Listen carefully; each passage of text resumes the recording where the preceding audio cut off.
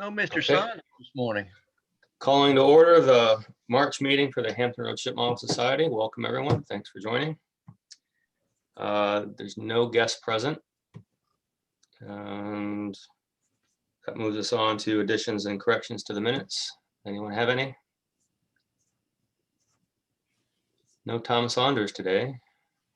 I'm calling him right now. Okay. He said he would see us on Saturday. All right. Well, we can circle back to that. I mean, we don't need him for corrections to the minutes. I just realized I didn't see his face here. Treasurer's report. Greg, your notes very philosophical and very deep. It took me a while to read them, but that was excellently done. Oh, thank you. I'll show some of that during show and tell. Even though it's on the web, you can see it. I mean, it'll be my 15 minutes. So we'll make it 15 minutes, my 5 minutes. Very well done. Treasurer's report, Rylan. Yes. Okay. We started the month out with $3,989.23. Collected dues of $594. There were no disbursements, and cash at the end of the month is $4,583.23. And just in membership, we've got 45 regular members and 5 associate members. And I am collecting dues, and I think I'm down to maybe 17 people that still owe for this year. So we made a good start last month, and I have received some checks this month also. So thanks a lot. Appreciate it. Okay. Webmaster's report. That's me. I haven't posted much new material other than my own, which we'll get to later. And I've yet to update the calendar with any information that I previously requested and was given to me, but then I haven't followed up on it. Those are calendar events like the Model Con and at the USS New Jersey and any of the like joint club meetings or that kind of thing. But I will follow up on that. And I don't have anything more to say on that, which moving rapidly along brings us to old business. The only item I have noted is the Founders Award. Do you have any updates to give us, John? Yes, the committee met and we had a fairly long discussion, and we probed a couple of areas that we thought might yield some candidates. But in the end, we determined that because of the nature of last year, us being isolated for so much, that we thought that it would be prudent to just go ahead and skip that this year. Okay. That's our recommendation. That's understandable. We've all been in a silo, so it's kind of hard for anyone to set themselves apart. Any other old business that I've forgotten about, someone would like to bring up? Yeah. Blessedly short business meeting. We move on to the fun stuff. Well, under old business, Tom Saunders just joined. Oh, hey, Tom. Hello. Old business. Gotcha. I'm slow on the uptake today. Oh boy. Sorry I laughed at your expense, Tom. Get my straight face back on. New business. I have none. Does anyone else have something to bring up? I want to know where you found my paint. I've spent a lot of time exercising Google lately. I didn't even notice, by the way. I have to give credit to Mary. I only noticed the Sherwin-Williams. I ignored the script at the top and asked Mary to read through the article before I sent it to Tom. And she's the one that pointed it out, so I'm glad she did. Kudos to her. I'd like to say that was one of the better Skipper's columns I think I've ever read. That was real fun to read. I appreciate that, John, because I think you're an excellent writer. So hey, coming from you, that's quite a compliment. I tried to make it fun. I don't want to hurt my arm, pat myself on the back, but I liked the how I led into a few of the tidbits. Yeah, that was very well constructed. Yeah, unfortunately, I didn't do it to Tom. I noticed a typo, but I didn't send Tom a request or a correction this time, so I thought he might shoot me if I did. Always, I proofread that damn thing like 5 times and then sent it to Tom, and then as soon as he sent me the logbook, I saw the mistake, but oh well. Dean Berger saw the mistake, I'm sure. All right, so there's no new business. Anyone that wants to bring up? All right, this is going to be a short one. That means show and tell already. Since we're already talking about it, I'll go ahead and share the website here for a second. You guys are seeing my screen, I presume? Yes. All right. So the links were in the new logbook article, so I don't really need to be showing this, but just for the fun of it. This is model page like any other model page, except for that it doesn't have any pictures of the model yet because it's too early in its stages or building stage for me to post any photographs. But I have a tab for my research. I'm doing this for 2 reasons. One, because when I write notes, I don't have one logbook that I write them in. And so there's different pieces of paper that get lost or out of order, and my penmanship's so bad I can't even read my own handwriting. I can type faster than I can write anyway. And the other thing is, if I've got any friends or acquaintances that are helping me, particularly the ones in Denmark, it's easier to share stuff with them this way. So I've just been organizing my notes. I won't show any of the details. This was my host when I visited the boats in Denmark. And then wait a minute, let me go back to that. So I visited these boats in 2008, but I was still working on my last model at the time and procrastinating the way I do, just taking forever to finish it. So I didn't get started on this until about a year ago. So in those intervening 12 years or so, the guy who runs the museum wrote this book. So I'm actually kind of glad that I waited, because now I have a much better source of information that's already translated in English. They built a replica for a private owner. So they have 2 original boats there at the museum. The Dan and the Victoria, both from early 1900s, 1910s, or aughts or 10s. But they built this replica, can't remember when, doesn't matter, 2012-ish or something. And they wrote a book, and it's, like I said, it's in English, so that's a real help. And it gave me a lot of good information that I've taken notes on above, but it also alluded to some things that I thought, I knew that his source material was this article. And I knew that this article had a lot more information. You know, he condensed it and just took out tidbits, but unfortunately this article is completely in Danish.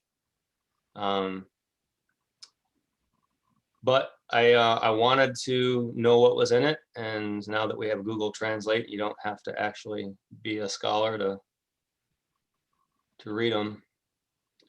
I started using Google Translate, but of course, if you've ever tried to use that for anything, it gives you a lot of garbage. It does all the heavy lifting for sure. I mean, I couldn't do it on my own. But you can tell where there's big mistakes made. So I found, unfortunately, after doing the first 20 pages or so, I didn't have this. I found this Danish maritime dictionary.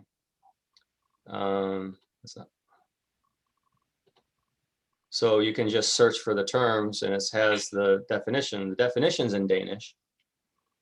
But for instance, if you use Google Translate just on that word, it might give you something that makes no sense whatsoever. But if you use Google Translate on the entire definition, then you can tell what it is. It might not translate this perfectly, but it'll give you a much better sense of what the word means than using it just on the word itself.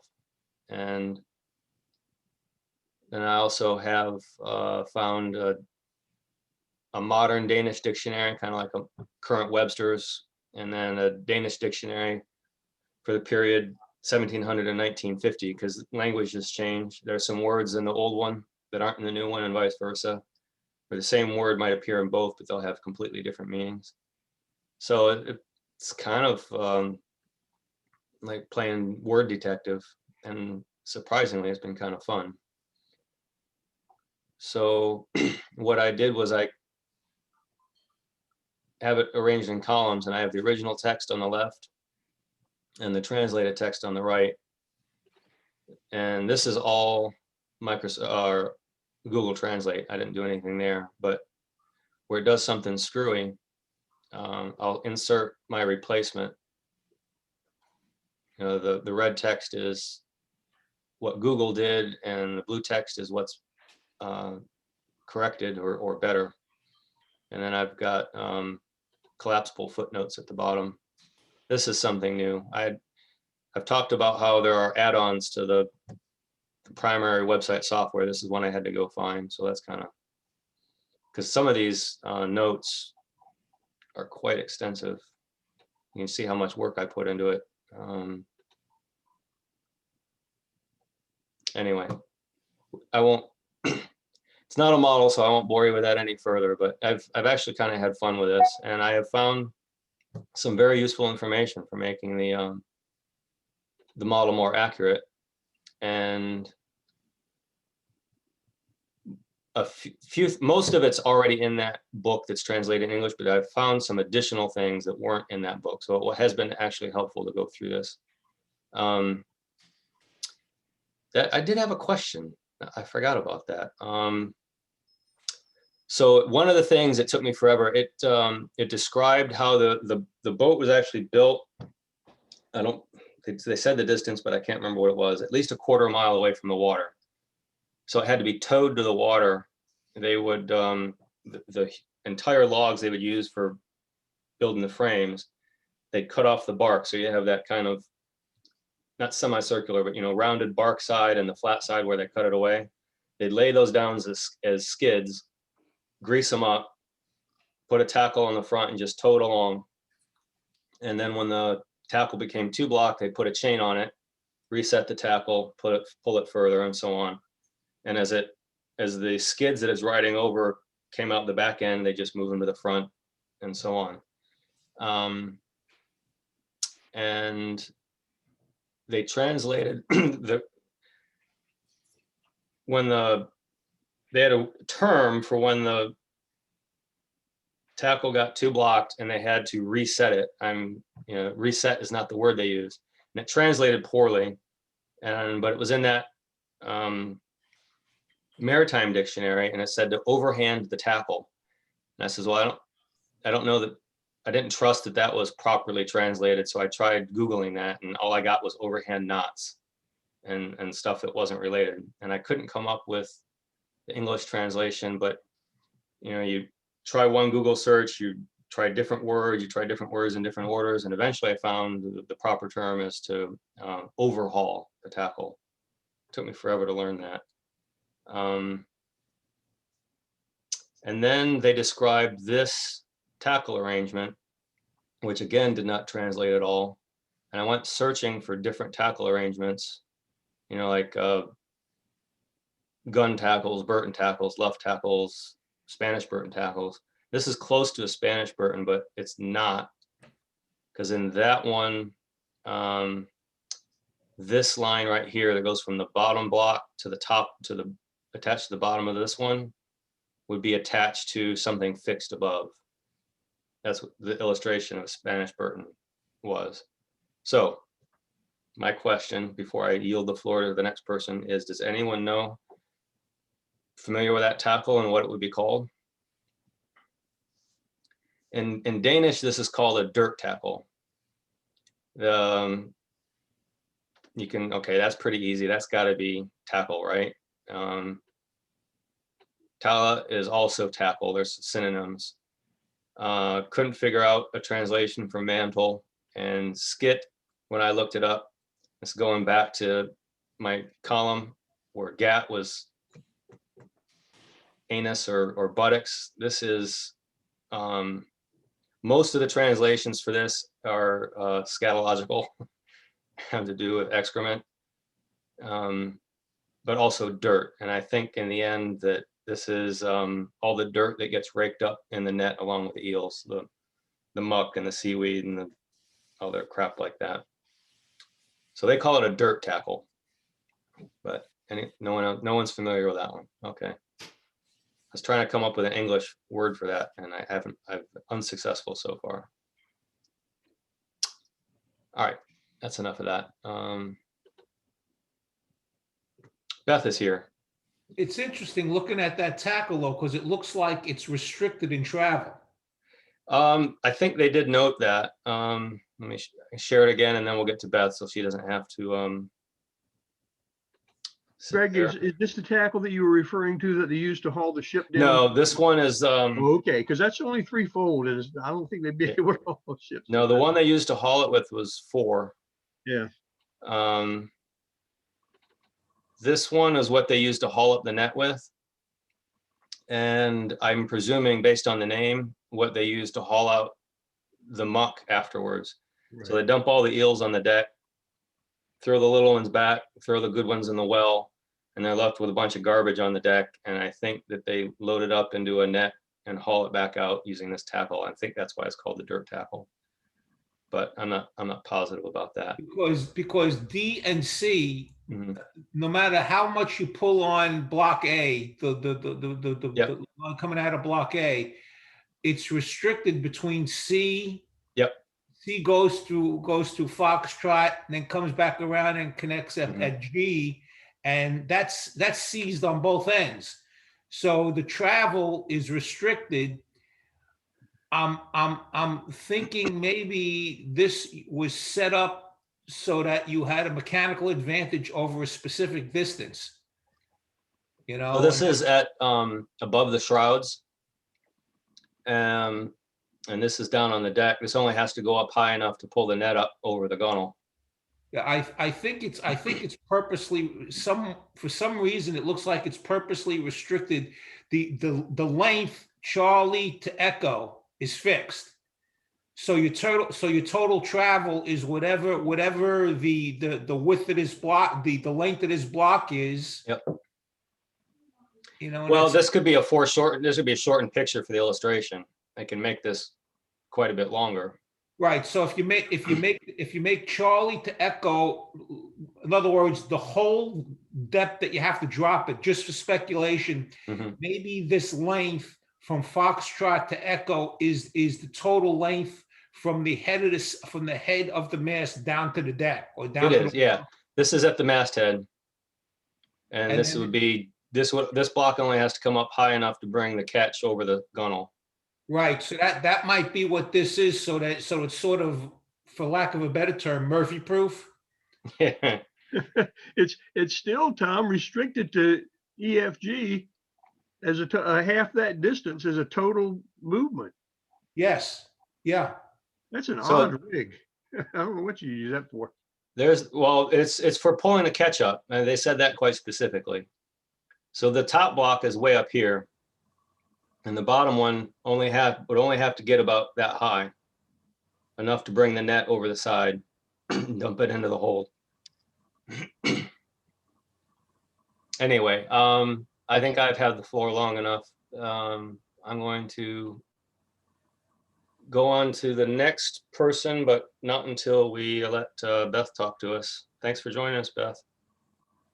Good morning, everyone. Happy Saturday. Good morning. I hope y'all are doing well. I just wanted to take a couple very short minutes to introduce myself. I know I recognize a few of you that are at the museum and the model shop or the old taco stand. But I wanted to tell you that we are planning to reopen, and I wanted to give you some information on that. And also just to let you know that I'm going to be the liaison for the museum. So I'll be the contact person. I think you all that are model makers now received an email from me a few months ago. And I'm just asking for your concerns for safety and all as we get back into the galleries and with the public. I know many of the docents that are that I take care of have gotten their vaccinations, or at least the first one, and I'm sure probably some of you are doing the same.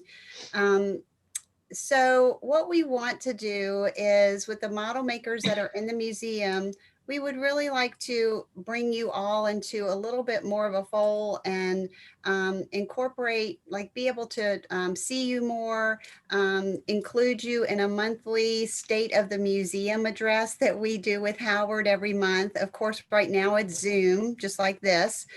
But hopefully by June, we'll be doing that back in person again in the museum.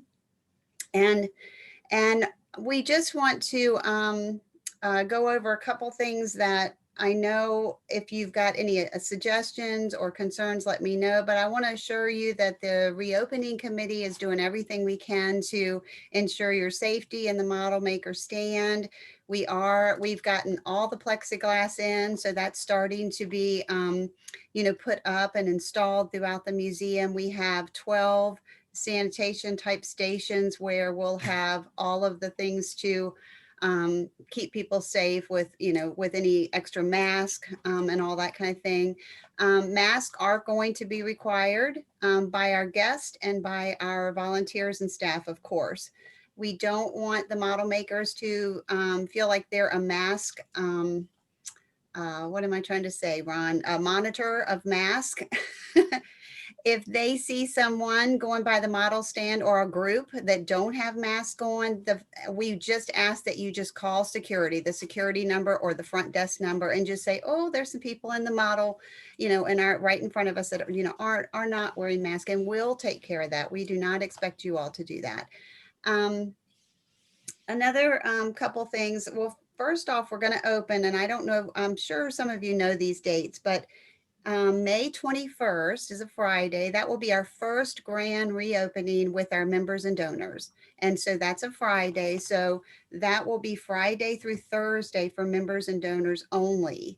And then on May the 28th, that Friday, we will open to the public. At this time, it's extremely difficult to gauge whether we're going to have 400 people waiting outside our door or 4. We don't know. And so we are going by, of course, everything that the governor is putting into place. So right now we're going to try to keep it at the 250 mark inside the museum. But because of our square footage, we can go higher. We don't really want to do that at the beginning. We want to stay on the cautious side. So we want to just see how it's going to look in the galleries. And if people are going by the 6 foot, staying apart and all that. So that's super important to us, is just keeping our staff and volunteers safe at this time. And of course, our guests as well. So there's just a couple things that I just wanted to, I wanted to give you the dates. I wanted to remind you, because a lot of you don't utilize it, but we have a volunteer lounge for you. I keep bottled water in the refrigerator and coffee and tea, and you are welcome to that. That's your lounge. I want you to feel comfortable coming there and eating if you wish.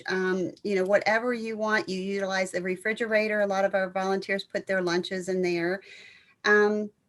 And then I wanted to let you know, I've had the discussion with Ron about our custodial staff coming into your area. And I think we've decided that during the open, like for the first month, we don't want them to do that. Because I feel like that might make some people uncomfortable knowing how many people are in and out. So we're going to provide everything, all the cleaning and everything, so that you can wipe down when you get there, you can wipe down when you leave. If any of you feel like you'd like the custodial staff to come in, you would feel more comfortable if you're also having someone else clean behind everyone. We thought about just doing a week, like a Sunday afternoon cleaning, like when the Sunday model maker leaves, because the custodial staff will come in and do a swipe out real good deep cleaning, vacuuming and all that once a week. So let me know your thoughts on that via email is fine, or now. And then the other thing is we are going to provide you with one Mariners Museum logoed mask. I'm sorry, I really begged for more and I'm still begging. So I'm hoping they'll come in a pack of 3 and I can give you each 3, which would be awesome. But if I may only be able to give you one at the beginning. We are on strict budgets, of course. It cost us a lot of money to open. The majority of the money is either marketing, or if you'll remember at our front desk, we never had the type of credit card swiper that most people have at the grocery stores and the drugstores. They would hand us the card and we would swipe it down at the counter. It wasn't, they weren't holding it. We have purchased those to where you can just either put your card in, or you can, you know how the new cards, you just don't even touch anything. You just hover over. We have purchased those and they were expensive, but it's, again, keeping our front desk safe to where they're the plexiglass, they don't have to, you know, hand anything out. What else? And then again, I'm going to start inviting you all to the monthly meetings. In fact, our first one that I'll probably send a link out to on Monday is Friday. Howard's schedule is kind of crazy in March. And so we're meeting on Friday at 11 via Zoom. And we'd love to have you there. So with that, is there any questions from my model makers? And I also want to throw a plug out that we always need model makers. We always need docents. We always need volunteers. So if you're not interested in being in the model stand, we certainly would love to have you in any other capacity. We have volunteers in all of our departments. Some are just doing research. Some are just all different types of things like that. So if you ever are interested, please email me. Beth, John, let's talk about the Sunday cleaning just for a moment. My concern, as I expressed to Beth, and she agreed, is the fragility of the models, not quite finished models, and to a great deal, the materials and the tools. John, you and I are the only ones who are there on Sunday. I like the idea of having that second check by a professional cleaner, let's say. I also like the idea, Beth, that you presented. We don't have to be the mask cops. Just pass word on immediately if you see anyone without a mask, because that person without a mask is possibly endangering the whole museum. But for Sunday, John, if you and I agree, we are the ones who simply have to make sure that the close of business Sunday in the model shop, we don't leave anything exposed that might be the slightest bit fragile. John Court, you work 2 days back to back, Thursday and Friday. And I know that you leave your equipment there, so that wouldn't be a problem because they wouldn't be entering on Friday. But John, how do you feel about that? Just making sure that we're all spiffied up by Sunday afternoon and having maintenance come in and make sure that everything is completely desanitized on Sunday late afternoon and evening. Well, I agree with you 100%. I think we need to do that. I also think we need to clean the place up a little bit so that it's a lot easier for them to do what they need to do. We've kind of got some stuff in there that needs to come out. Yeah. And definitely get out of there. And yeah, I think that's what we should do. Absolutely. So you addressed a question to John, but I think he doesn't have a microphone. So he could reply by text, or you could call him later. It might be easier to talk over the phone. Thanks, Greg. I'll give him a buzz. John, if you're listening, you have the option of replying by text, but typing an answer out, if it's lengthy, might be a pain. So your choice. Also, John Court sent me a message earlier. It had to do with the vaccination. So he can hear, but he can't speak. Is that what you're saying, Greg? Yeah. Okay. So he'll probably send me a message about that. Yeah. So are there any other, well, One other thing I would like to say is we are going to ask you all to only have one person in that small space, just because, especially for the beginning, because it is, I don't think you would be 6 feet apart, if I'm correct, in that space, or it would be difficult to be 6 feet apart for two people in there. So how do you all feel about that? Absolutely, one person at a time. All right, yeah, we'll certainly do that. Okay, I just want to make sure. And if there's any other concerns that you can think about, feel free to ask me. I mean, I might ask to join these meetings periodically just to give an update or just to beg for more volunteers. So, because there's a lot of you that I don't know, so you're not volunteering. We would love to have you. So we're super excited about reopening. I mean, it's just been a year. It's crazy. So we're very excited, but at the same time, we really want to be careful and not, be respectful of everyone and their concerns. So, Beth, all thank right. you so much. Thank you all. Have a great day. Thank you very much for the update. Thanks. Okay, we left off with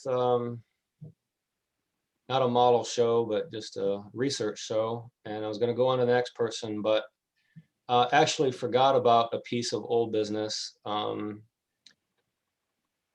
It was kind of a last minute decision. What I was going to do at this meeting kind of depended on John's report on the Founders Award.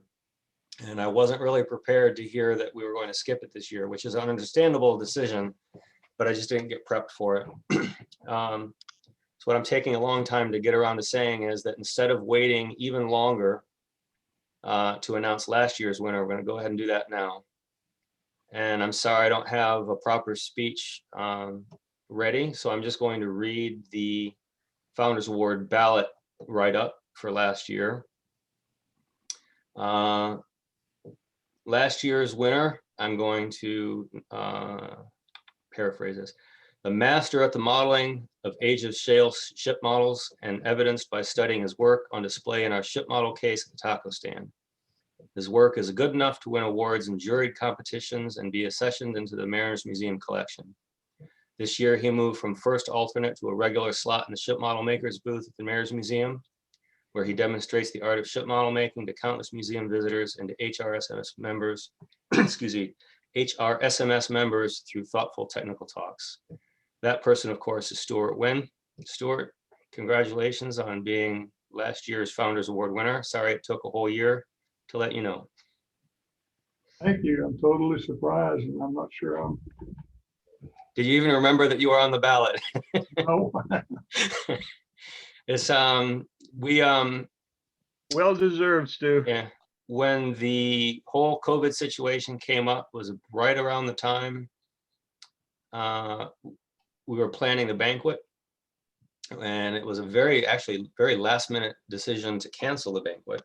Yes. And at that point, it was early days. We didn't know how long it was going to last. And I wanted to wait and see. I really believed that by July, August, September, that things will have calmed down and people would be meeting in groups again. I was very wrong about that. And we don't know when we'll be able to meet in a group large enough to have a banquet again. Liked the idea of doing it live and in person, wanted to hold out, but it's been too long. So sorry, we can't be physically handing you here. I'm handing you the bell. We'll do that to you later. Give it to you later. Anyway, again, congratulations, and like Ron said, well deserved. Well, Yeah, you weren't congrats. prepared- You weren't prepared with a speech. Obviously, I'm not either. So, greatly appreciated, however. All right. Well, okay. Good on you. Back to the show and tell. Let's see. We usually go Hey, top Greg. left to bottom right. We'll reverse it this time. So Pat Derby doesn't have video. So I don't know if he had plans to show anything. Guessing not. Gene Andes also doesn't have video. He usually does. You there with us, Gene? Can you unmute? Hey, We'll Greg, do come you back to usually him. We'll start come back to him if he does. recording? Hank, got anything to show us today? Yes, I do. Do you usually Alright. start another recording when you switch to show and tell? I usually do, but I forgot to do it earlier. And the business meeting was really short. So I think we're just gonna have one Okay. big, long recording this time.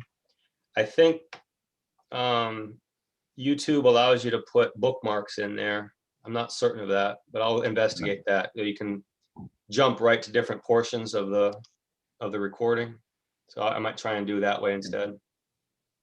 All right, just trying to help out there. Mhm. Hey, so yes, I do have something. And first off is a shout out to Ron.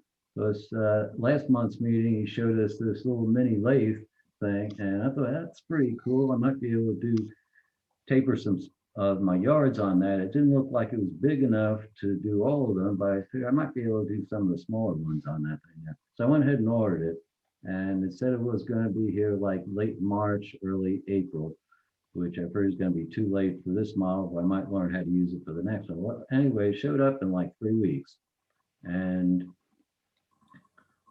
the took it out, looked at everything there, and I'm going to share a screen here. As soon as it comes up, it's being a little slow.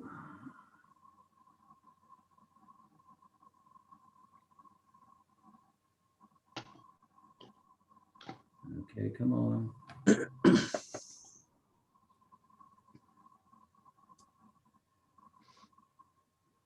Oh, come on. I'm still waiting for a screen share to come up.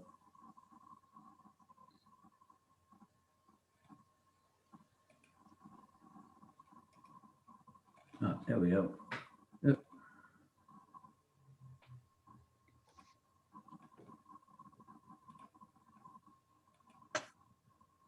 No, it was there and it went away.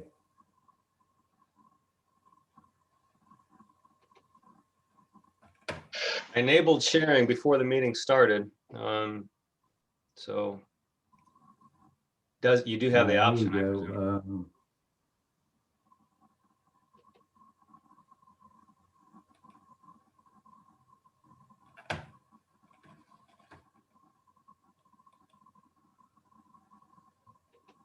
I didn't forget to stop sharing on my end, did I?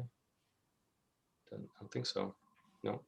I'm just waiting. This thing's being really Oh. slow for some reason. All right. There's a notice now. Hank Gijano is starting to share screen. Okay. Slow. I'm not seeing anything on here yet. All right, I've got the people on the side. Okay, here we go. Oops, no, we don't go. There it says I'm sharing my screen. Yeah. And if something shows up here, I might be able to share it. This machine has gotten really slow sometimes. Sometimes it does everything fast, and other times it just takes forever. I don't know what the heck's going on with it. Yeah. We now see a blank screen and your northwest arrow. Yep.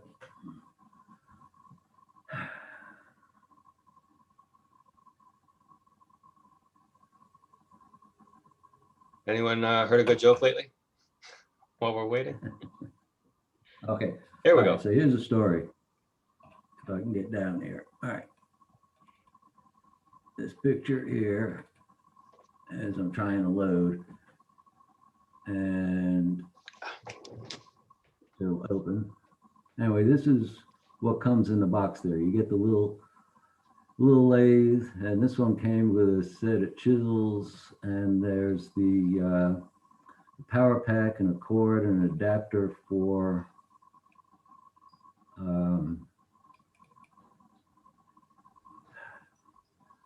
a US type of current. Okay, here we go. Adapter for US current, chuck key. This little piece here is if you want to put onto square stock, put square stock on there, and Allen wrench taken apart. And these three little pieces here, I have no idea what they do. So anyway, I've never used a lathe before, so I went online and said, how do you use this mini lathe thing here? And I came across a guy that did a YouTube video about how to make this bigger, to make it longer, because he was actually wanting to taper yards, and this was too small for them, and he wanted to get something that would be longer. So I've looked through this process and it looked pretty cool. So I went and got the materials. And if I can go back here, damn it. I'm waiting to change out the, if I can just get one more picture here, I can be done. I'll skip out the rest of the pictures. If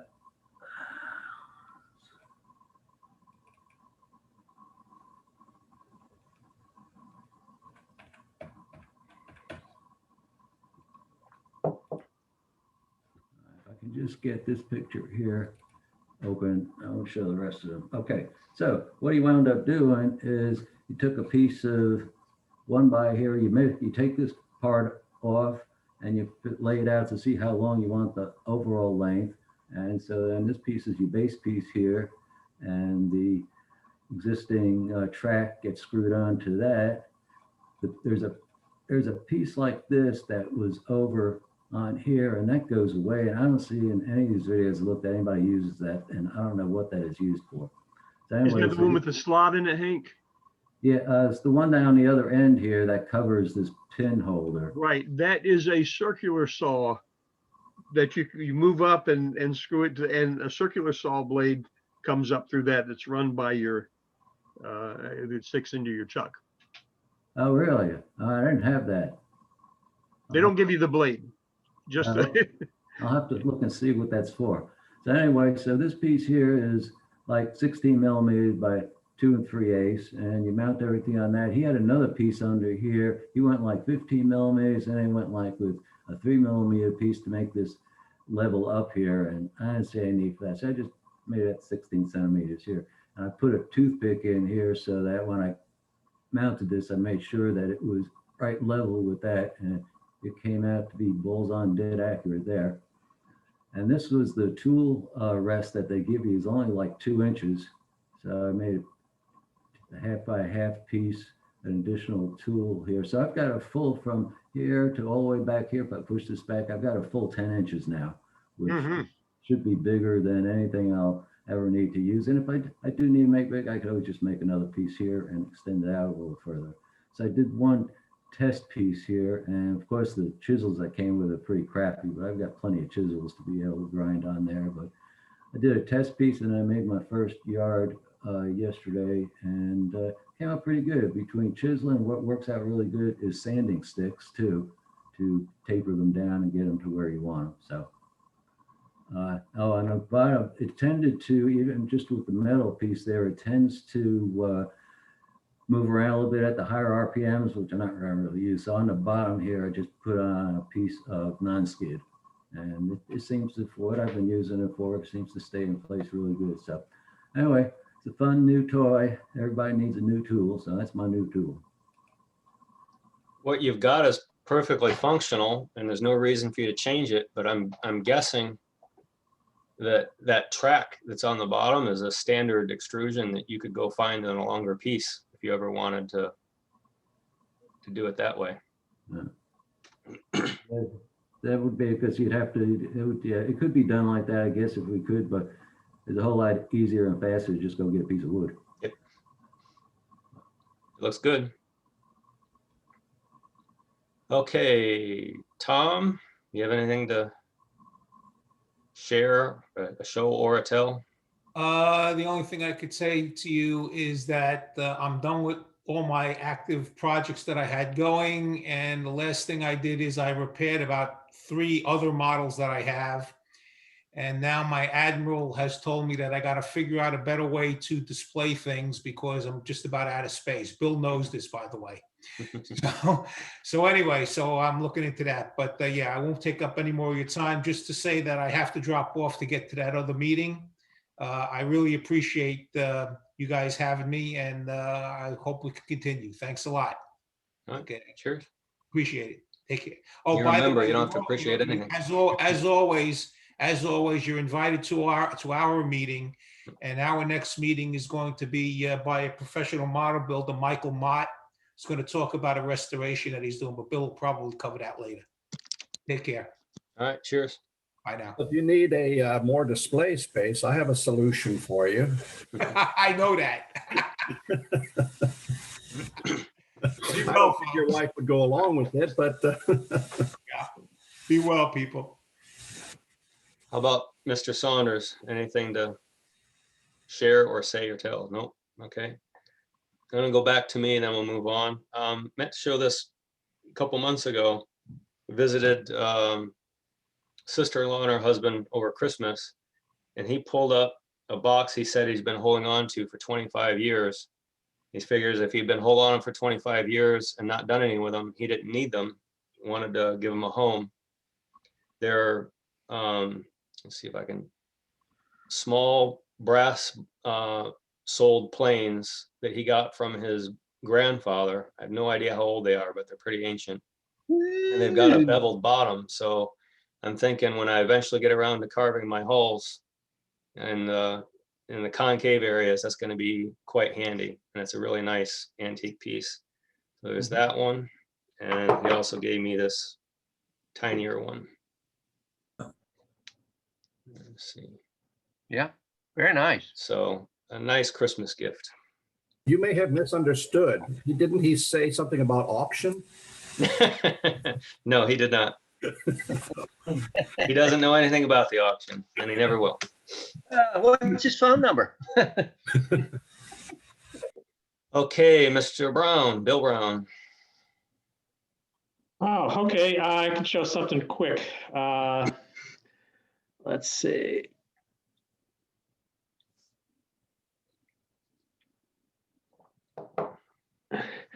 That's the, can you guys see that? Yep. That's the Chris Craft, 26-foot Chris Craft I've been working on. I got the plans from the Mariners Museum, and it's worked out quite well, making good progress on it. I was able to find a project boat on the internet, a full-size project boat. Incidentally, these things go for an incredible amount of money. And this thing looked like was ready for the trash heap, and they wanted 10 grand for it. But anyway, what I was able to do is I was able to ascertain how many planks between the chine and the shear, and I was able to do that. And so I'm just chugging along. I'm thinking about, you guys had, I learned a lot from you guys, by the way. You guys had mentioned getting some 3D modeling stuff from Shapeways, so I'm looking at doing that for some of the parts, and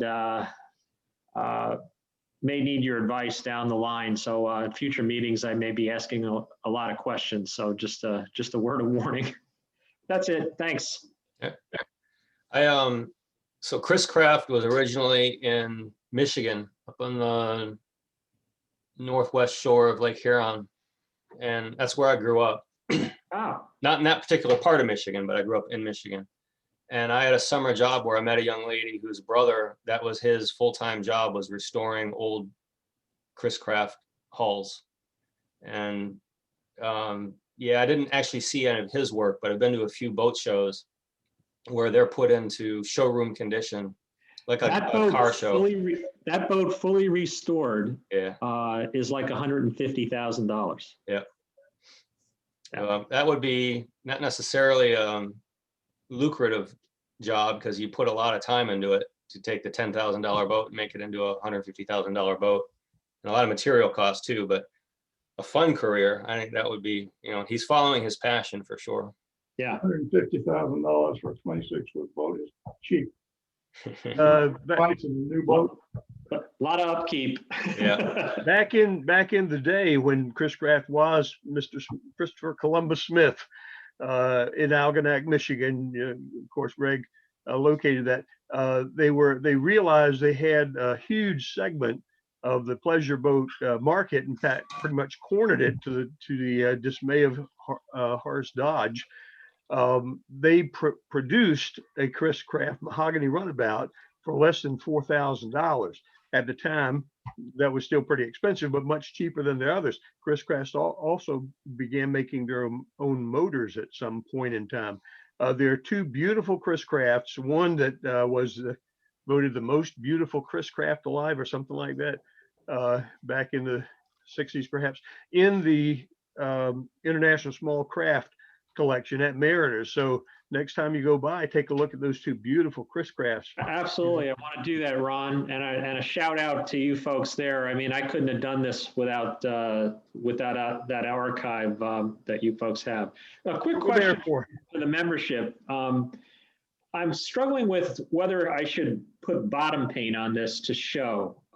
So in the 30s, you know, it's a 1930 boat, but the picture I got from the town administrator looks to me like the way the haircuts and the dress, it looks like it's either from the 50s or possibly early 60s. I would think that that boat would have had a bottom paint on it. What would you guys recommend for showing this? Would you show it with a bottom paint or just leave it all with the polyed mahogany look? It'd be hard to duplicate the finish that Chris Smith put on his boat. So it was like Kittinger furniture. And that was one of the comparisons that you could make with Horace Dodge's boats. His finishes weren't quite as nice. With just the clear finish on it, I think it would probably be a beautiful craft, but it certainly would not be authentic. Red lead was the name of the game. Okay. So you're recommending a bottom paint? I think so, Bill. Okay. Thanks, Ron.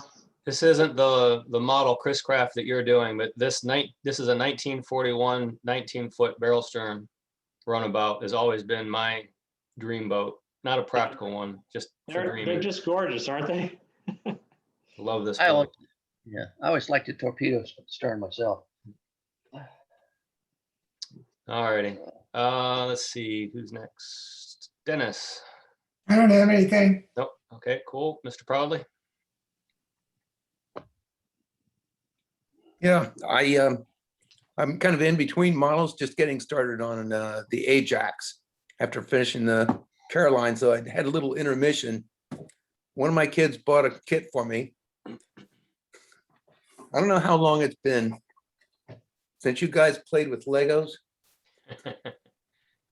But instead of taking 2 to 3 years, this took a couple of afternoons, and it was a nice diversion, I can tell you. The Can you kids move it up are just a very, little very bit? clever now.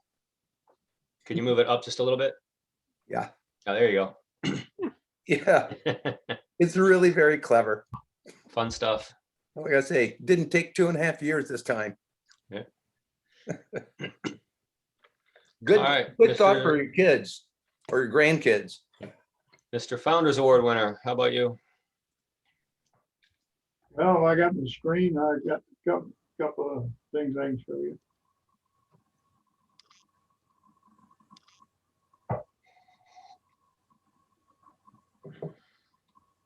Maybe.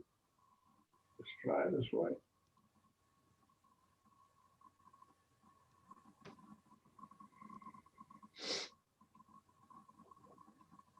Can you see that? Yep. That's my current scratch build project, Mediterranean Merchantman. It's about 80–90% complete. I do not have the head sails on it. And I'm not quite sure how to do the head sails. I've got a little research left to do there.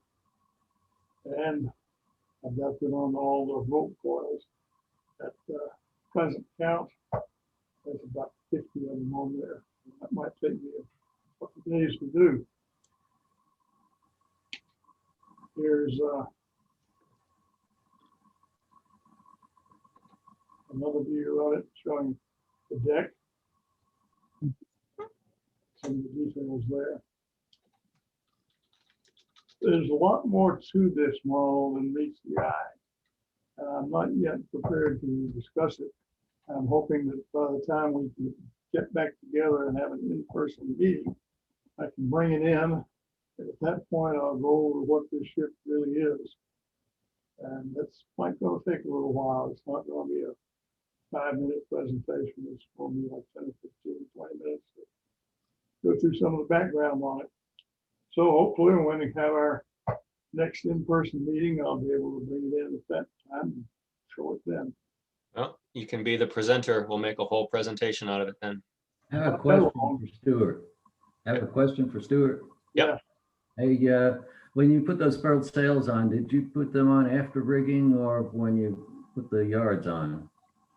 I put the sails on the yards before I ever put the yards on the model. Okay, They were complete. And I would definitely recommend you do that. If you wait, you'll never get it done. Because you got a lot of lines on those sails that are not part of the standing rigging or the running rigging. They are in addition to everything else that you normally do. If you don't get them on that sail before you put them on, good luck. You never do it. because I'm trying to decide whether or not I'm gonna do sails or do some furled sails and others, but I'm at the point where I'm mounting the yards to the mast now. So I guess I haven't done any rigging, so I guess I've still got time if I want to put the furled sails on to do it that way. Even though the mast, some of the yards are already on the mast, the foremast is done, but I think I can still do that. It hasn't been glued in yet, so. Definitely recommend you do it first. All right, thanks. And while I'm talking, one thing I would like to add is that tentatively, I plan to go to this model con in Philadelphia. I used to live about a mile from where that battleship is moored now. So my wife and I are going to go up there and I'm going to try to take a model and show it. And maybe somebody else can go up there. And we can set up a little display or something. Anyway, think about it. All right, cool.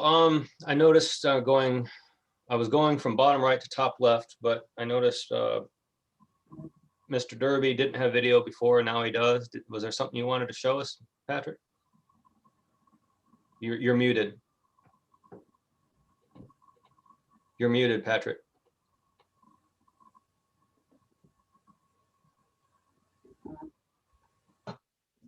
There you go. All right. No, I don't. I'm still working on the rattlesnake.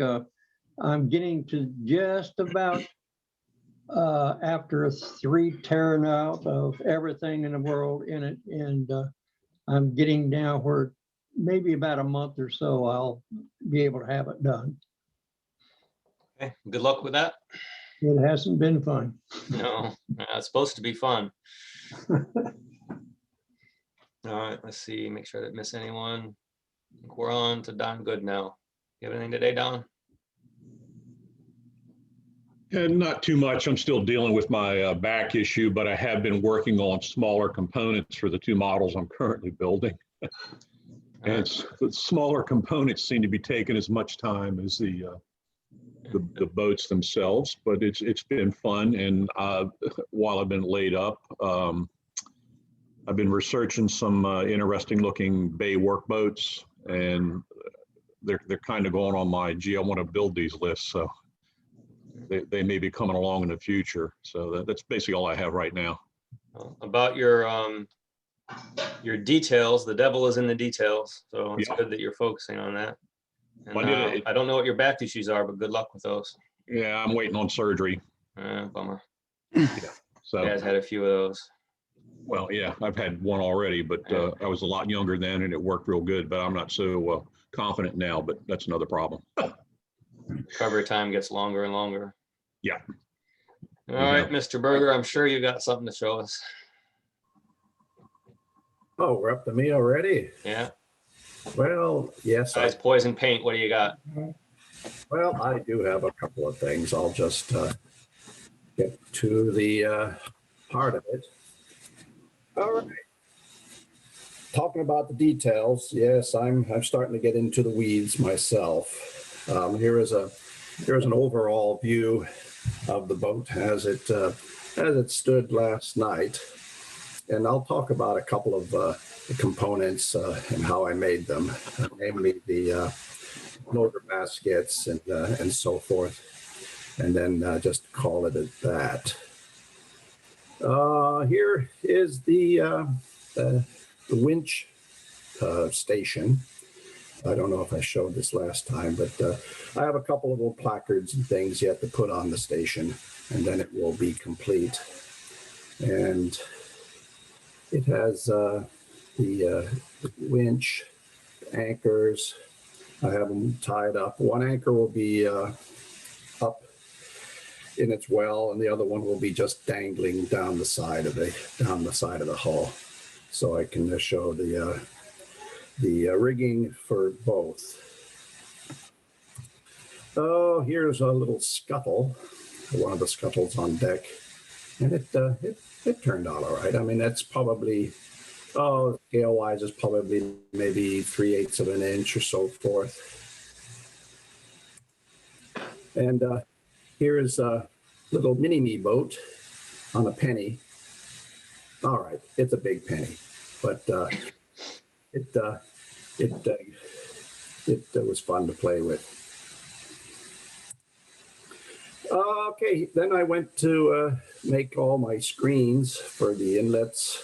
I did those by cutting appropriate screen and then framing it in brass and soldering it all together.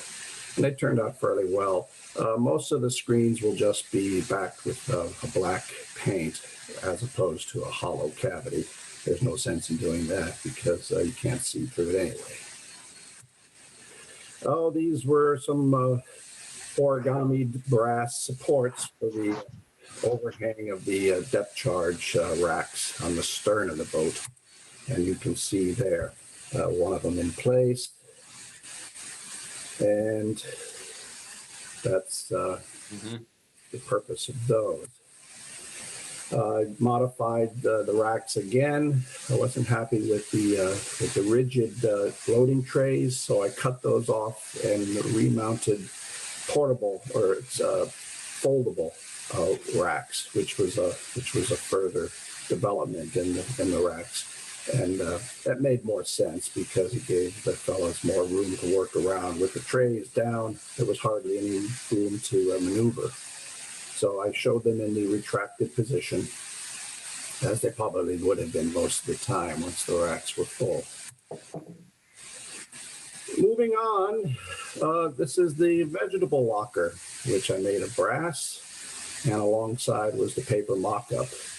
I like to do that because it kind of proves my artwork correct before I go to etching brass and wasting resources. So I'll make a little paper cutout and make sure that everything's going to fit together, and then went with the etching, adding some details to it.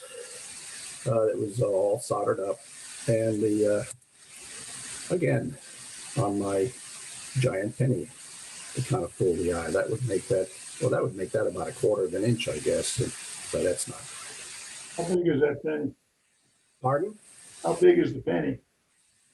Oh, it's probably about 4 inches in diameter. It's fun to play with. You can prop that up against anything and wow everybody. Wow, that's so small. But anyways, and that will be the placement of the locker eventually up on one of the decks. Yeah, that's a forward view of it painted up. This is the evolution of the floater baskets. After etching, I had to then solder all the components. I tried to bend L-shaped brass to form the frames, but I did not have any success in forming those mechanically. So I decided I was going to have to make them up of 2 components, and that worked out much easier. Just soldered together, and the frames went together quite quickly. I think it had 5 or 6 of them on board. And here's another evolution of it. Afterwards, prior to priming, I like to sandblast most of my brass. It not only cleans up any excess solder, it also imparts a nice textured finish to the brass to accept and hold the paint. So that's what I do there. What equipment do you use for that? Well, that I just used a regular old soldering iron. I have one from sandblasting, I mean. Oh, sandblasting. I have a Pasha brush, a little air eraser, and I use aluminum oxide, medium. You can get any number of. You can get powders. You can get soda, stuff like that. But the aluminum seems to cut quickly and efficiently. You have to be a little careful, especially on very thin brass, because you will eat through it. Mm-hmm. But just a brush, just a quick run over with it, and you can see it kind of frosts the surface, and it makes for painting. Oftentimes, you don't even need to prime it. Paint will hold very nicely. Interesting. Yeah, adding the netting itself, the brass.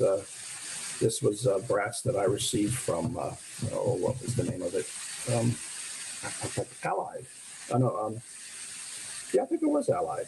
They have brass screening in various sizes. I'm looking for some for a fishing net. I was hoping to find something that was appropriate. I found some brass mesh online, but it was like industrial size rolls, and I need just a tiny amount. So what was your source for this, please? Allied? Yeah, I would have to. I think it was Allied. They make a variety of modeling parts and pieces. If it wasn't Allied, Allied was in the name. I can just search for Allied, what, brass or model or? Yeah, brass screen maybe. Okay. And they come in a 0.85, 0.65, I think 0.45 diameter, millimeter. I found something with the exact correct wire thickness and the exact spacing, but like I said, I'd have to buy like $250 worth in yeah, 12-foot roll when I need just a tiny amount. Yeah, I'm going to be facing that dilemma also when I get to the stanchions and railing for the safety netting. How to do that, because they had that was a kind of a rope or a thin wire netting in some cases, and I may have to employ something similar to that in order to fill the spaces between the stanchions. All right, sorry to interrupt. Please continue. No, not at all. I then moved on to the floater net itself, and to accomplish that, I took some plastic tubing, painted it, and chopped them up into appropriate lengths, and then threaded them onto rope with the spacing appropriate between it. And each basket took about 3 feet, an untold number of these little segments. So I had 5 times, so that was quite a few feet of tedious cutting and threading and so forth. But it worked out well in the end, once it was all folded up in the basket with some casks of water and supplies that were often lashed to the nets. And this is one of the completed nets. And there's another view. So once the boat's complete, then I'll have to give it a good wash down with dull coat. Just endure all the paint spots and gloss spots and glue spots and stuff that are the bane of modelers. Here's another close-up view, just a few pictures, kind of a tour around the deck of some of the details. That's one of the 40 mounts with their range. I guess I don't know what they call, just the azimuth settings and headings. There's a nice little view down the deck. I've added a lot of the depth charge arbors, some vents, and so forth. Another on deck view. And some of the camera angles don't look too bad, but like I said, down into the weeds now, and lots of little details. Here's one of the vents mounted. Mind-boggling detail, Gene. Oh yeah, it just kind of layer on layer on layer. Here obviously are the hedgehogs. the dispenser launcher.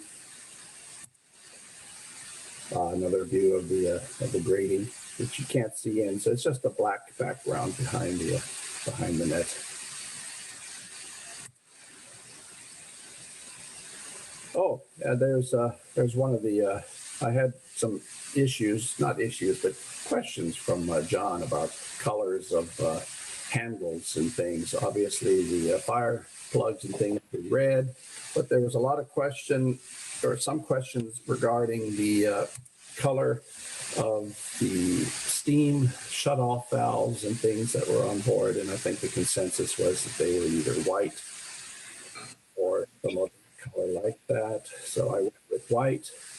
And although black and white images don't really give you a fair indication of shade, unfortunately, some of them show them to be dark in color. So does anyone have any insight into U.S. Navy paint protocols for steam shutoff valves and stuff other than white, which seems to be the consensus? White is not very practical on a weather deck. Won't stay white very long.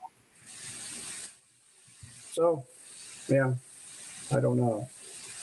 It could be almost any color from the black and white images, so it's hard to say. I didn't think that they would be red because then they would be confused with fire plugs and, those things. So I don't know. I mean, it's easily repaintable. Here's another on deck view. That's where the fenders, the boat fenders, would have been stored underneath there. I don't know if the boat carried the rubber fenders or the rope fenders, but I like the looks of the rope fenders, so that's what I went with. Hey, Gene. Yeah. Kind of getting back to the hand wheels for the steam systems. When I was in the Navy, down in the engine room spaces and stuff, all of the steam system hand wheels were covered in white plastisol. Yeah, well, that's what I understand. But these would have been up on the deck. Yeah, I would assume because of being a steam system, it would have been the same color. Well, that's the assumption. The Navy uses a specific color coding for all of its systems. Oh, absolutely. And John was very generous in finding out a lot of information there. And I have all the charts, the purples, the blues, the greens, and the black. Oh, yeah. So I just went with the white because it was steam. And the only confusion was set in when I saw black and white photos showing it obviously a darker color than white. Maybe they just did that because of the camouflage. Maybe they just did that for, but I can't imagine that a white valve would be viewable or seen at any distance. Right. So that's my story, and I'm going to stick with it. Right. Okay, here's another kind of close-up image of of one of the 20 mounts, and I added in a chart for the Japanese silhouettes on each of the tubs. So a little, like I said, I'm in the weeds now. And another view of one of the other mounts, and that pretty much is where I am today. That's I'll go in today in the shop and start adding davit mounts and just, pick apart and move on to the next. So there it is. That's it. Very impressive. Mind-boggling. Okay, let's see.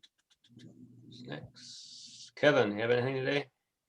Not a whole lot. I'm currently working on the Billings kit for the African Queen steamboat. And I'll tell you what, the way that the kit is depicted shows it more like it was when it was docked down in Key Largo in the 80s and 90s. It doesn't look anything like what it did in the movie. So I'm having to do a lot of rebuilding and scratch building just to get the thing to look like what it did in the movie. In fact, like the whole anchor winch that goes on the bow, I'm having to scratch build. Same thing with the boiler and the steam engine on it. So I'm just kind of slowly plodding along with the different details on it. But kind of like what you were saying, one of my best resources for any of the research on it has been the internet.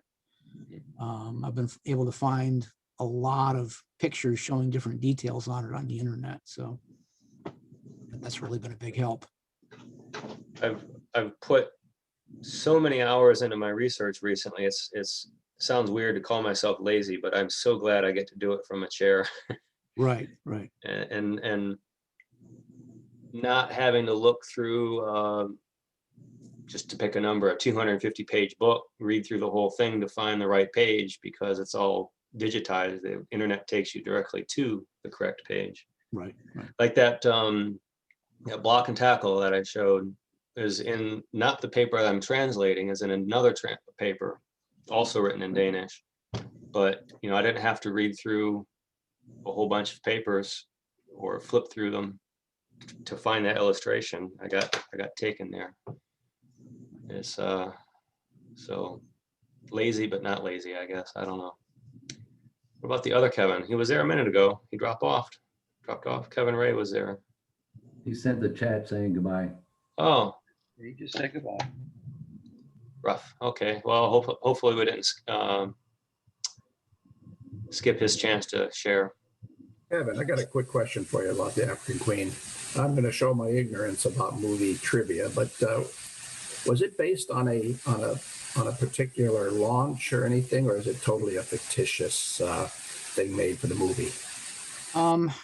It was kind of based on the book by C.S. Forrester. But as far as when they were trying to make the movie, they went looking for a boat, and this happened to be, you know, close enough to what was described in C.S. Forrester's book.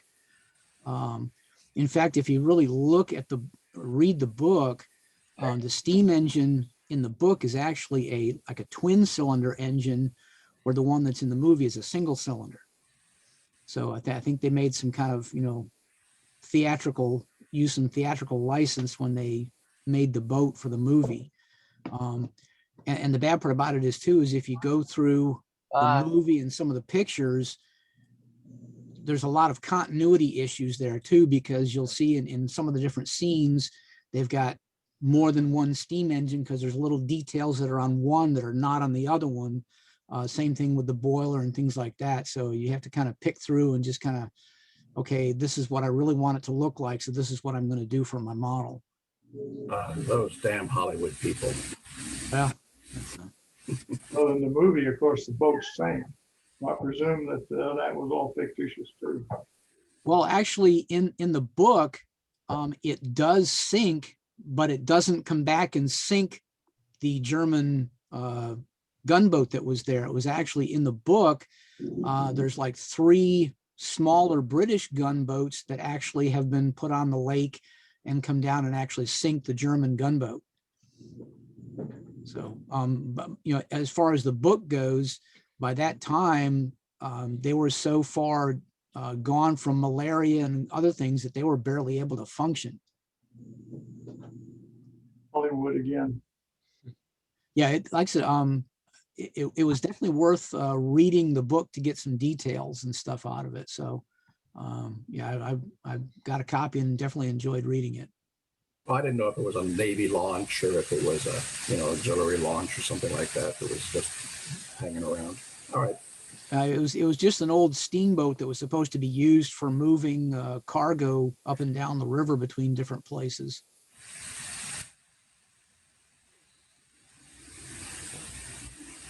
Shall we move on? Or, yeah. Ron Lewis? Yes, sir. As most of you know, most of my time has been dedicated to restorations, but I also still build simple models.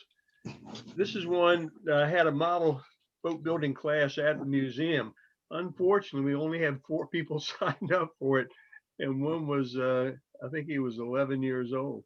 But we built a typical Chesapeake-based skipjack. Needless to say, I did not finish mine. I was building along with the folks who hadn't done much of it before.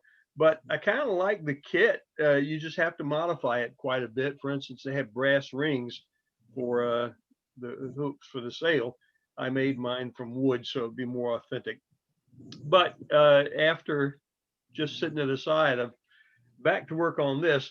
But my current important project, important to me and important to the museum, is the United States, the great frigate of the early U.S. Navy. And it was a very rough model that was in very bad shape. Here's, speaking of roughness, here is the steering wheel from the original. That's the kind of attention that was given to the scale and accuracy of this ship. This steering wheel will be about 10 feet in diameter, which would be kind of hard to handle. So instead, I built scratch a number of the parts, and this is the new Constitution steering wheel, which I'm pretty proud of. I like trying my hand at small stuff, even though I've developed carpal tunnel syndrome, and I can't feel lines most of the time and can't seem to hold my hand still as much as I used to. But when this Constitution is finished, and I'm bending the sails to the yards now, the hull is finished. Most of the furniture is finished. A lot of the small details are filled in, and it should be done by late April, early May. The agreement with the owner, who is a Norfolkian and has served in the city for 30 years, just recently retired. The agreement is that his check to the museum will be between $2,500 and $3,000.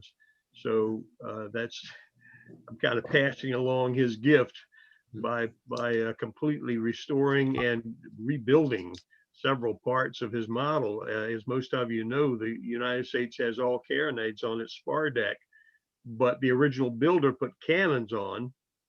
So we compromised. The first 6 forward are carronades, and the rest on the spar deck are cannons that more or less match the configuration of the original. He's not too concerned with the original. He just wants his son to have a nice model to display in his house. So that's another $2,500 to $3,000 to the museum that I'm pretty proud of. Are you the one that gave us a presentation a long while back on the different restoration versus, I can't remember it's like 3 R's or something like that. OPMs, other people's models, restorations, preservations, conservation. Yeah, that one. Yeah. And as you recall, I had what was called a votiveship at the time, and I asked the club to vote on it as to whether I should restore it, conserve it, rebuild it, or throw it in the dumpster. Unfortunately, restoration won, because I was happy to throw that in and it's coming along pretty well too. I'll show it to you next time. Mr. Cheevers? Oh, and I wanted to acknowledge what you were talking about with work on the behalf of the museum. So, kudos for the. Thank you. Mr. Cheevers? Yes, yeah. I'm going to ask you to share the screen in a second, but first, if this will show up. Stuart Wynn. I'm here. In addition to a case of Rice-A-Roni, you've also won this lovely placard to put on the wall of your shop. Reach up this way, Sue. I see it. Yep. Is that coming up all right? Yep. Yeah. Can't even read his name. Great. Wonderful. So I had it ready last year, and so I dusted it off for today. Well, hang on to it a while longer. Let it get tarnished. All right. Anyway, congratulations. Now, Ryland, there's enough in our treasury. We can mail it to him, right? By the time I get around to packaging it up. All right. Fair enough. I got a little bit of manana in me too. I'm going to share the screen. I don't have any pictures that approach the level of what Gene is doing, but I'll just talk a little bit about what I've done here recently. Let's see here. How do I do this? Is that shared correctly? You all see that? Yep, there you go. Okay. I have been working on a a model of a Coast Guard, well, actually a revenue cutter. And this would be called a buck. If some of you guys are familiar with the Coast Guard nomenclature, they had a 75-foot cutter that they called a 6-bidder because of its length. And then they had the famous 125-foot class they called a buck and a quarter. And so 2 bits, 4 bits, 6 bits a dollar. So this is the buck. And there were about 12 of these were built primarily to combat rum running during Prohibition. They were built in the mid-20s. Steel hull. And I don't really understand how they were intended to combat rum running when their max speed was only 11 knots. So it turns out that what they really did with these guys was, as the whiskey came in primarily, what didn't come across the river into Detroit, I guess, was loaded onto schooners. Schooners were anchored in international waters offshore, I'll say Boston or someplace. The cases of booze were loaded onto the runabouts and then run into shore at high speed. Well, this boat obviously couldn't catch them. So what they would do is they would take this out and anchor it next to the schooner, sort of disrupt the flow there. So anyway, they had them. They didn't remain in service very long. Like I said, they were built primarily in the mid-20s and they were mostly gone by the mid-30s. Not well known, but it's an interesting looking craft. And here's a shot of one that was launched. You can see a very shapely hull, in my opinion, minimal superstructure, 2 decks high. And then to look at them closer, you see what they look like. And I remember when I was a kid, a caricature of this type of boat was used a little bit in some cartoons, I think, if I'm not mistaken. And so when I saw this, I said, it kind of took me back. But anyway, I like it. It gives me an opportunity to build one-off things from scratch that I like to do. I can't build 2 of the same thing. And so one-offs are really the way to go for me. What kind of power did they have? They had I happen to have information right here. They had 2 gray marine diesels, 300 horsepower, I guess a piece. Maximum, it says 12 knots, but I think the 11 knots was more like it. They were twin screw, and they only carried under the canvas here, excuse me, they carried the single 3-inch 23 mount that had the gas chamber above the barrel. So what's the purpose of the fender on the lower fender aft? The rub rail back here, Yeah, I imagine it's just to protect it. but it's just on that really short aft portion. Right. There's a lot of curvature back there. Go back to this picture. You see a lot of curvature at the transom, and it sort of parallels the width of the upper rubbing rail. Okay. And I'm guessing it's mainly just to keep the maybe in a light condition to keep the stern. If you put a fender there, keep the fender from going inward. Yeah. Okay, and keep it out of the props, I guess. Yeah. Okay. Well, the fender would be out only when you're sitting still. I'm just guessing. If you're moored, you throw a fender over, you wouldn't want it pushed further inward. All right. Just guessing at it as I think, thinking out loud. But I'll go with that. yeah. I'll go with that. It wouldn't function like a screw protector, would it? Like on tin cans? No, I don't really think so. Well, Okay. It could. Who knows? It's just interesting detail. Like I say, very in length, terms of length, very short superstructure, but 2 decks high. So it had a sort of kind of a funny profile, and no stack on the originals. they added stacks later. It was just the diesel exhaust. I think that's right. I think, well, let's see if we can find it. Nope, it's not in that picture. Anyway, just this very simple exhaust pipe. So anyway, I carved the hull, and I was in the process. This is my COVID therapy, was to deck this thing, and it's taken almost the entire year. Not really putting a lot of effort into working every day. This was the start of decking here of this thing, and you can see I've done a lot of the outlining, the edge boards around the deck house and various things. And then here I laid the first plank. And we're going from there, and then just some progress through.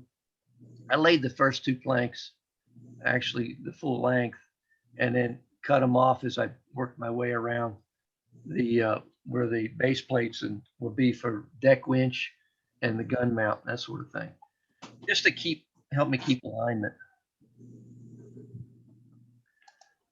All right, and then a little more progress,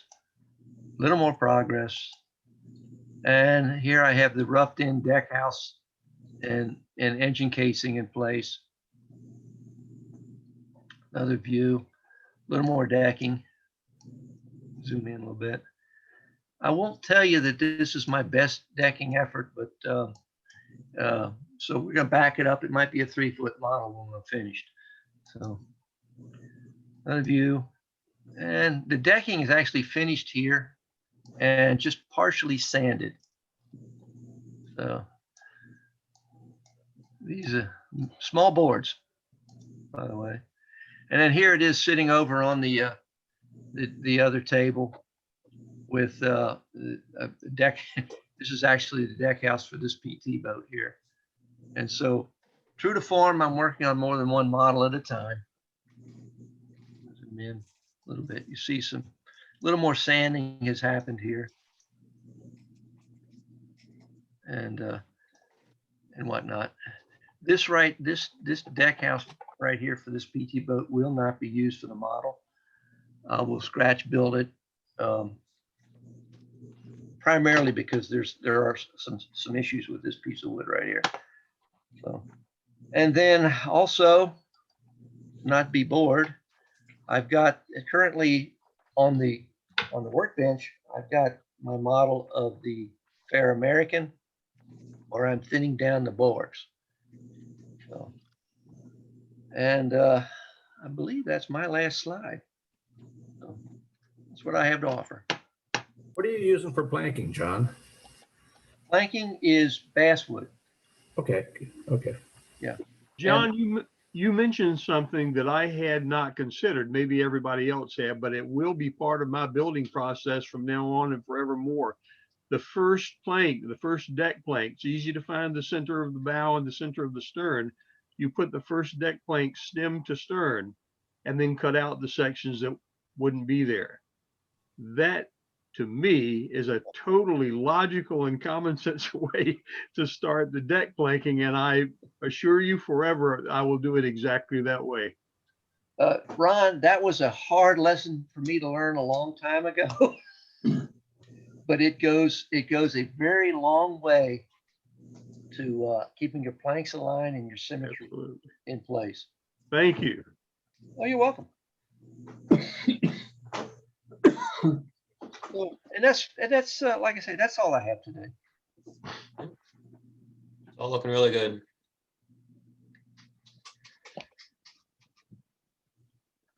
You want to stop sharing, or? I have to hit something, right? Let's see here. All right, cool. Okay. I'll go back to myself again. I brought this up when I had I have a question. I had a question about for anyone who's a really good sailor, knowledgeable sailor. Are there any in the group here? I don't see anyone's hand going up. I asked this question at the New Jersey meeting. I won't go into it now because I think we're running kind of long, but another thing that I admitted to at that meeting was this. The model I'm working on, the eel drifter, is 27 foot 3 inches. And I have the plans and it has the scale there. So I use that to adjust my templates and all that. And it all comes from this book. Oh, that's mirror image. How do I fix that? Let's see. It's not mirrored. No, not. Oh, it is. Really. It is for me. Okay. Not for us. Okay, cool. All right. You see where it says 27 feet 3 inches, and then it gives the equivalent 8.55 meters. Didn't occur to me to double check that math. And then I got this book that I mentioned earlier, the one that's already translated in English, and he pointed out on the very first page that all the measurements in the book are in Danish feet, which, damn it, aren't the same as current English feet. So my model is not going to be, because I'm finally gotten to the point. Last time I showed it, I was filling in the bow and the stern with solid wood so that I had better anchor points for the planking. Almost done shaping those, and I'll be planking it. I'm almost certain within the next month. There's no going back now. So it's not going to be 1:24 scale. It's going to be 1:24.7 scale or something like that. How much difference is there? 3%. 3%. Yeah. Unbelievable. It just kind of First time I've ever heard that. pissed me off when I looked. Oh my gosh. You know, I like you're talking about the translating from the Danish. And I only remember one Danish word, and that's cool. Yeah. Stor. Yeah, you need to know 2 words. Stor. It's large beer for everyone who Greg, regarding that screen, I went out and grabbed a package of the material. It's Alliance Model Works. And that's where I got it. Alliance Model Works. And this particular one is a 0.45 millimeter spacing, and it comes in a variety. All right, cool. Alliance. So there you go. Thank you. I have a suspicion that the wire gauge might be a bit thick, but might be a more affordable option. Creative license, kind of like the African Queen. Doesn't really apply to scale, but yeah, we'll see. Yeah, this is pretty fine. I mean, the mesh is it's extremely fine. So, yeah. Cool. Thank you. All right. Last but certainly not least, Ryland, you have some longboat or anything else to show us? Yeah, I've got my longboat. And Brian, I want to just mention, you said something about the class where y'all had that, I guess it was a Midwest kit that y'all built. Model Shipways now has 3 inexpensive kits for beginner modelers. It's they have a skiff that runs about $22, $23 on sale.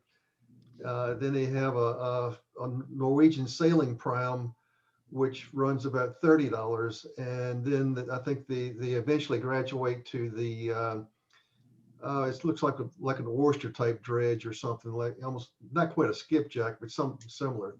But those types of models would be excellent if you were to do another class at the museum.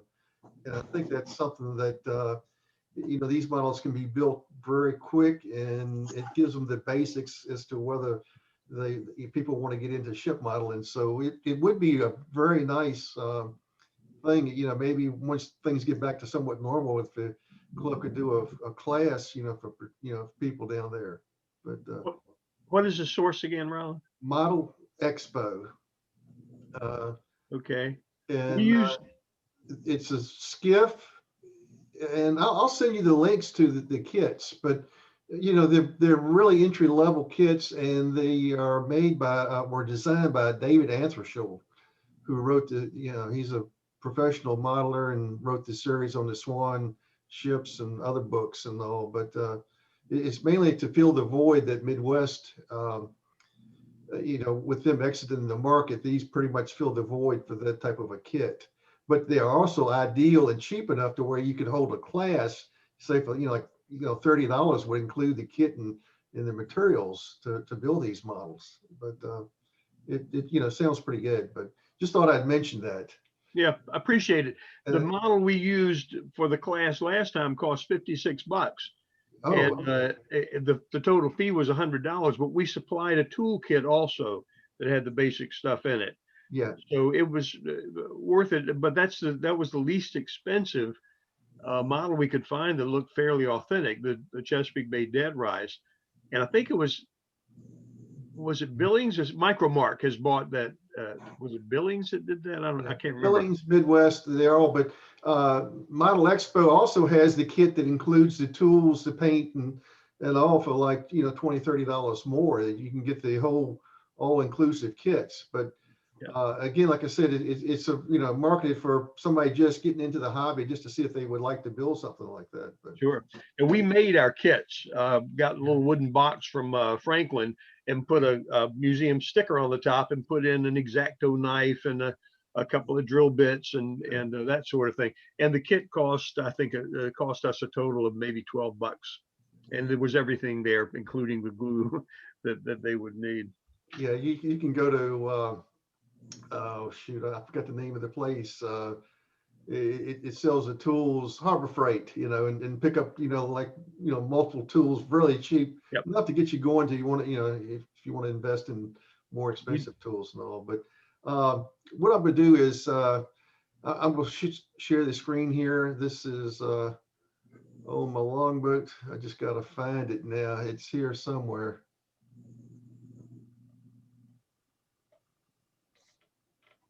Yeah, I don't see it. I don't understand why it is not. Show all windows. There you go. All right, this is where I think I left off in the last time I showed this model, and I really haven't done much on it. I mean, I don't know what the problem is. I've gotten really lazy here. I really haven't touched it in, probably well over a month. But this is where, I left off. I've got pretty much most of the rigging done. Just got to install the bowsprit in the rigging for that. And it's, it's serving of the lines. You'll see another picture later that. I attached the brackets here to attach the dead eyes and the backstays to. Ryland, what is the nature of the graphics on the side there? What form does that come in? It's just a sheet of paper that's printed. Okay. And I okay. cut it out and used a school glue stick, like the little round tube that you screw at the bottom. Yeah. Okay. Kids used Elmer's glue stick. Very nice. Okay. I was curious. I was wondering if you had actually tried to paint that or. Not me. Not me. More like your tablecloth in the Olympia. Yeah. Oh. Yeah. Okay, that's an overall view of the model. You do extremely clean work, Ryland. Well, it takes me forever. I mean, I don't know why. I mean, I could probably finish this thing up in a weekend if I really. That's better this way. Then what would you do? Start another one. I've got plenty in progress, believe me. I mean, y'all know me. I've got a shipyard of several holes here and kits, and so I got plenty. More than a lifetime. Oh, this right here. This was the bar here that will be used. It will go into the simulated iron band on the bowsprit. It will, the bowsprit will, this will connect into the bowsprit here. But the good thing about it, I was able to use this to line up the, where everything needs to be. In other words, I sighted from the rear to the front to make sure that this was parallel to the mast here. And so I can use that to, these are just dry fitted right now. All of this stuff I can easily take back out, but I have fixed a piece and that will hook into the bowsprit. I don't believe I've got a picture of that, but this will be blackened and it'll be trimmed off to about right here. And this is, some more of the, this land right here is not served, but these right here are served using that Siren servomatic thing that Chuck Passaro makes. And I guess everybody knows that he no longer makes rope. He got out of the rope making business. So if you've got any rope from him, you'd be glad that you've got it, because he no longer makes it. Now he will supply it with these kits that he's building, but as far as marketing the rope to the public, he will no longer be doing that. Who's going to be supplying rope of that quality then? Who would be the go-to now? He is selling rope walks, kits that he makes for, I think, for under $100, you can get, the two rope walks, the ends, and he wants everybody to learn to make their own rope. Yeah. Well, that's not fair. No, it's not. But I mean, he talked about the sweatshop that he was in. It was either to stop making the blocks that you see here or stop making the rope, and everybody wanted him to continue making the blocks. I think people are making rope now and they're getting very good results. I think the problem that you're running into is what type of thread do you use, because he had his secret formula that he used. Some of it he baked in the oven and all this other stuff, but he's given out all the instructions on how to make rope. He doesn't use Giza cotton. Guterman, I think, is what Guterman, I believe, is the type of thread that he uses. But there's another guy on Model Ship World that's in their list of advertisers. I think he's from England. He also sells rope, and it is very good.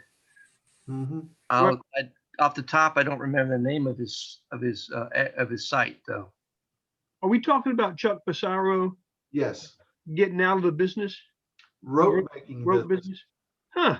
I knew he'd stopped making black, but I thought it was just because he had a dark brown that looked very tarred. John, there's a company in Wales, some part of England, that I've ordered a couple things from, primarily turnbuckles and rope. And that might be the one you're thinking of, but I can't for the life of me think of the name of it now. Yeah, I me neither. And is it Wales or Cornwall? Is it like Cornwall model boats. Yeah. Oh yeah. Right. I've purchased some stuff from them. They're very good. They are in prompt. Yes, I've heard that. How's the overseas shipping? Is it? Okay. It's getting back to normal now, because Chuck just sent something to somebody that normally takes 3 weeks. And that's, I was thinking more about cost as opposed to time, but yeah, and that was before pandemic, and they said they got it in 19 days here just yesterday's. So it's starting to get better now with international shipping. Frankly, their shipping cost is less than Blue Crafters or Model Expo. And you can't confuse it with issues like cost, Greg. This is basically maybe not with your bank account or with your accountant, your live-in accountant, but. So this is where I'm at. Like I said, all I've got to do is put the bowsprit in, do a little rigging on that. I've made the anchors and turn the oars and mount it, and the model will be complete. But I've just hit a block here. I don't know what the problem is, but I just gotta get going again. So we'll see what happens. Maybe. Rylan, I have a question. The brass bar that you said you're going to shorten it to the proper, is that like replacing a Samson post? Is that what its function is? Well, what it is, it'll have a simulated iron band around here, and the mast slides into that because all this is broken down when they put it back on the ship. And be honest, I don't know what a Samson is, but Well, let's see. On a skipjack, it's this post right here. I can't see because I'm sharing right now. Let's see. You should see it on my gallery. This is a Samson post. Yeah, And but it's too now small for us to backed up tell. into it. Yeah. But anyway, I'll have to finish it so y'all see it next month there. But yeah. Well, I don't see very many places where you're going to put a crew on there that would justify a crew standing on it. Yeah. I agree. It's not that big of a boat, but we'll see what happens. I'm not sure that's what he meant. You know what I meant. I missed it. There's only one purpose for a crew on a boat. That's to hide mistakes. That's the compliment then. I appreciate that. Little Gene. A rather obscure compliment.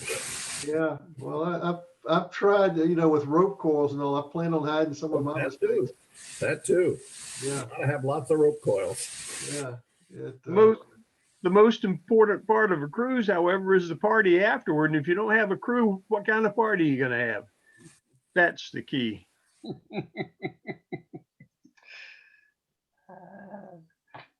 There you go. All right. It's effective. But it sounds like we've reached the end of show and tell. I have two questions. Okay, go ahead, Hank. First question to Ryland, is Model Expo still sending out their sale emails that they used to send out like every couple of weeks or something? Because I haven't gotten one in a long time and I'm on the mailing list. Yeah, I just got one yesterday. I get about 3 or 4 a week. Yeah, I have been And they're getting still sending them. getting some good stuff on sale there, but it's been like a year or more and I checked with them and I'm on the mailing list. I have to give them a call and tell them what's, find out what's going on. I think I'd go on their website and just, they have a place where you can, on their website, that you can request a catalog and give them your email. Of course, it's an online catalog now. Yeah, I did that and I didn't get anything. So I went to try and do it again. And it says that I'm already on the list. So it wouldn't let me do it twice. So I called John. Do you have spam folder in your email that you could check? Because you might have to add them to a whitelist. Yeah, check that. I haven't gotten anything in spam. Yeah, they just sent one out this last week. Okay. All right. Thanks. That's good to know. And my other question is for Stuart. When you put those furled sails on, do you have lines going from there down to the deck there, the handling lines, or is it just the sails on the yards? Kind of cheated on that. I put some of the lines on. Technically, you should have a sheet and clue lines, butt lines, leech lines. That gets really crowded.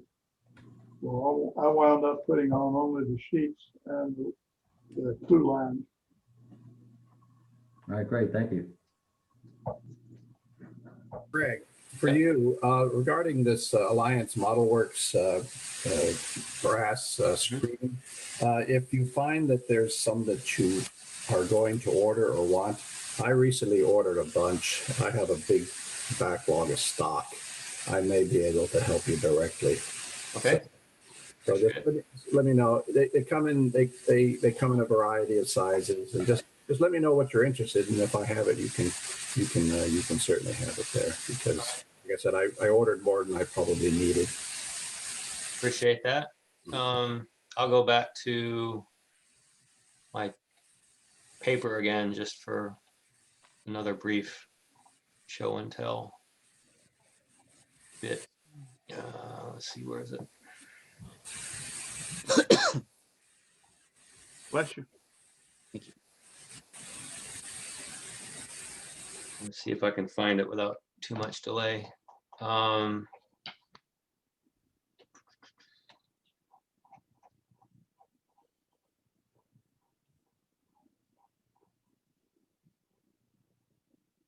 I was just pleased. So Oh, there's the recipe for the rum punch.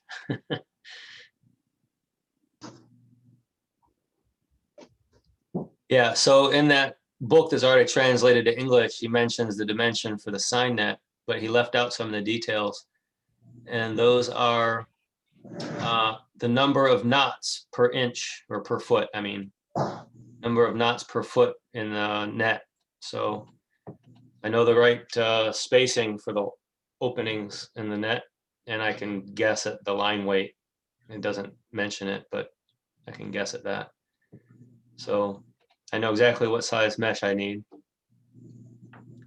So it's kind of fun chasing these details. I've always hated research, but now I'm kind of enjoying it. So I don't remember the translation off the top of my head. I'll have to go back to my notes. I will reach out. Thanks for the offer. I want to mention one little thing. Just looking at it, I noticed it.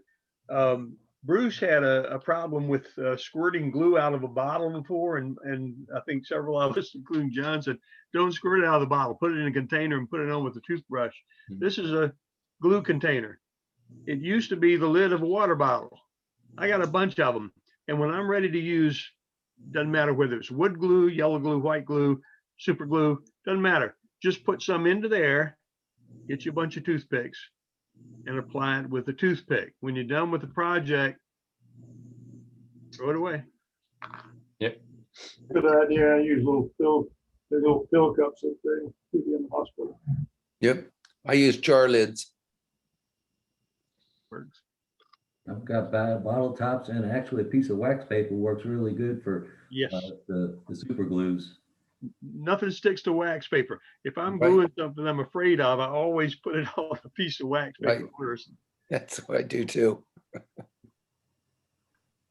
All right, cool. I have a question. Go ahead. I was walking through my garage the other day, looking at the 10 boxes of tools and other materials that we got from George Livingston. There's some good stuff I've got there, the lathe and the sander, and some pretty fancy tools, and a lot of them, 10 boxes of them, big boxes. We really need to get those into the hands of somebody who's going to use them, which brings up the question, is there any thought about that auction? When we might have one. Well, as soon as we can have live meetings again, I think we'll bring that up. Do it as soon as we can. We don't need to wait for, we normally do it in March. We don't need to wait until March of 2022. As soon as we can meet together. We could do it online like we did that furniture, but if that's not going to be practical for a large number of items, that worked for the onesie twosies. Couldn't do it for this. I'd be in favor of as soon as possible after we can get together. That's what I was saying. Yeah. Absolutely. If we, pardon? No, I was just going to comment. It's not going to be very long before most of us have gotten our second vaccines, and thereby making us essentially immune to each other. Yeah. Yeah, it's just the governor's mandates, I guess, as soon as they lift, there's still going to be restrictions on how many people can gather. But as soon as that's lifted. That reminds me of something that Beth asked, Beth Heaton, during our conversation the other day. Dennis, Stu, who else? John, where do we stand on vaccine? I've had mine. I've had one 2 weeks from the next one. I've had the first one and I get the second one on the first. Okay, so it looks like we're going to be in good shape by the time they reopen. I don't know what Dave's position is, of course, or John Cork's, but I'll talk to John later. And John, if you can hear me, want to just send a little chat message as to where you are. And I think I haven't even looked into it yet. I just presumed I was too far down the list, but. You probably are, Greg. Yeah. And I've had both my shots, John says, so we're in good shape. I How old are you, John? Which John? John You're Cork. not that much older than me. John Cork. Mr. Cheevers is not that much older than me. If he's already on the list, then. Well, I got a company that went down to 60 and put us up there on front. But Dave Baker's had his as well. Anybody Good. want to write that down?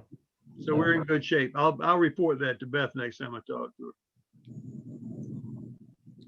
And I'm no longer the youngest man in the club. Just want to point that out again. I was happy when you took it away from me. It was, I was the youngest guy in the club for a really long time, and then someone joined. I said, oh, finally. And then I realized that it was, I think it's Sean, much older than I was when I joined the club. So it wasn't just that someone young came into the club, it was just that I got that much older.